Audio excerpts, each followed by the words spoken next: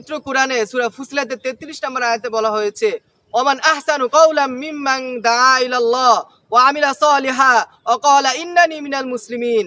কথাই কি উত্তম সেই ব্যক্তির চাইতে যে মানুষকে আল্লাহর পথে আহ্বান করে এবং সে নিজে সৎকর্ম করে আর বলে আমি তাদের অন্তর্ভুক্ত যারা আল্লাহর কাছে নিজের ইচ্ছাকে আত্মসমর্পণ করেছে। আমি মানি হযরত আদম আলাইহিস সালামকে, আর মানি নূহ, ইব্রাহিম, মুসা, ঈসা, দাউদ এবং সর্বশেষ নবী হযরত মুহাম্মদ মুস্তাফা সাল্লাল্লাহু আলাইহি ওয়াসাল্লামকে।